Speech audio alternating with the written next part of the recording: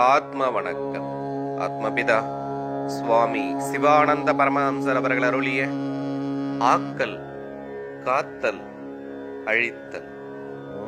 குருவே, சுக்கிலத்தை கொண்டு எவ்விதத்தில் சிருஷ்டிக்கிறதென்று விவரமாக சொல்லித்தர வேண்டுமாய் கேட்டுக்கொள்கிறேன். இந்த சுவேதமாயிருக்கின்ற சுக்கிலம் முதலில் முட்டையாகின்றது. அந்த முட்டையிலிருந்துதான் உட்பவம். அதெப்படி என்றால், காட்டாமணக்கின் பாலை ஒரு இலையில் பிடித்து ஈர்க்கில் கொண்டு வட்டமாக கட்டி அந்த பாலில் தொட்டு எடுத்து அதனை ஊதினால் அது எவ்விதமாக போகிறது? அது முட்டை வடிவமாக போகிறது. அதன் காரணம் என்ன? அதை ஊதிய போது வாயு அதனுள் அடங்கியதால். எனில் அந்த பால் ஒருவித பசையுள்ளது. அவ்விதம் பசையுள்ள பாலில் வட்டமாக கட்டிய ஈர்க்கை தோய்த்த போது அதற்குள்ளில் பசையாயிருக்கின்ற பால் வட்ட வடிவமாக பற்றி பிடிக்கும். அதில் ஊதிய போது அந்த பசையாயிருக்கின்ற பால் ஈர்க்கிலிருந்து விடாது நீண்டு அதனுள்ளில் வாயு நிறைந்து ஒரு முட்டை வடிவமாக ஈர்க்கிலிருந்து வேறுபட்டு, அதாவது விடுபட்டு போகின்றது. சிலவற்றில் 1-2ஆகவும், சிலவற்றில் 5-10ஆகவும், சிலவற்றில் சிறிது சிறிதாய் ஏராளமாகவும், சிலவற்றில் ஒன்றுமில்லாமலும் போய்விடுகிறது. ஊதுவதன் தன்மைக்கேற்பவாகும் இது சம்பவிக்கின்றது. இதைப் போலவே சுக்கிலம் என்பது ஒரு பசையாகும். அந்த பசையாயிருக்கின்ற சுக்கிலத்தை சம்யோக சமயத்தில் ஜீவசக்தியாயிருக்கின்ற வாயு மூத்திர துவாரத்தின் வழியாக தள்ளி கொண்டு வருகிறது. மூத்திர துவாரத்தின் நுனிவரையிலும் வந்தபோது ஒரே விதத்தில் உள்ள சக்தியோடு உள்ளதாய் இருந்தது அந்த வாயுனுடைய கதி என்றானால், அந்த சுக்கிலம் மூத்திர துவார நுனியில் இருந்து கொஞ்சம் நீண்டு அதில் அந்த ஜீவசக்தியாகிய வாயு நிறைந்து அது முட்டை வடிவாகி மூத்திர துவாரத்தினின்றும் வேறுபட்டு கர்ப்பப்பையில் சென்று விழுகின்றது. பின்னரும் ஒரு துளியில் கூட மேற்சொன்னபடியுள்ள சக்தியோடு சேர்ந்து வாயு நிறைந்தால் அதுவும் மேற்சொன்னபடி முட்டை வடிவாய் கர்ப்பப்பையில் சென்று விழுகிறது.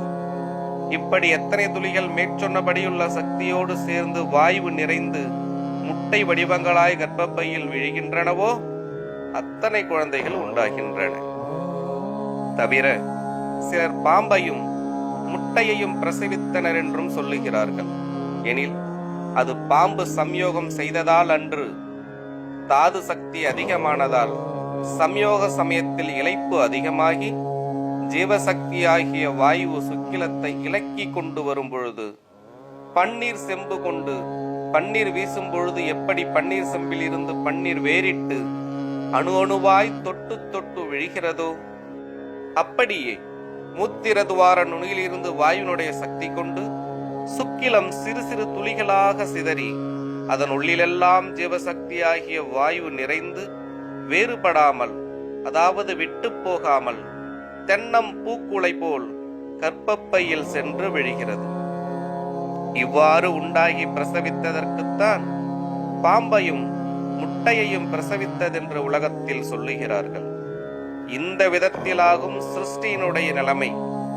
இவ்விதமல்லாமல் வேறு விதமாக சிருஷ்டி உண்டாவதற்கு இடமுண்டோ? இப்படி சொன்னதை ஆலோசித்து பார்க்கும் பொழுது இந்த விதத்தில் அல்லாமல் மற்றெந்த விதத்திலும் சிருஷ்டி உண்டாவதற்கு வழி இல்லை என்று முடிவாயிற்று. அப்பொழுது நம்மை சிருஷ்டித்தது யார்? ஜீவசக்தியாயிருக்கின்ற வாயு. அப்பொழுது சிருஷ்டி கர்த்தா யார்? ஜீவசக்தியாகிய வாயு. நாம் ஜீவித்திருக்க வேண்டுமானால் என்ன வேண்டும்?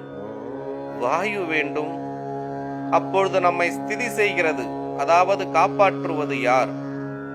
வாயுவாகும். ஒருவன் செத்து போகும் பொழுது அவனிடம் என்ன இல்லாமல் போகிறது? ஜீவசக்தியாகிய வாயு இல்லாமல் போகின்றது. அப்பொழுது சம்ஹாரம் செய்வது யார்? வாயுவாகும். அப்பொழுது சிருஷ்டி, ஸ்திதி, சம்ஹாரம், அதாவது ஆக்கல், காத்தல், அழித்தல் செய்கின்றது யாராக வருகின்றது? ஜீவசக்தியாகிய வாயுவாகும் என்றே நிச்சயமாகின்றது. ஆத்ம வணக்கம்.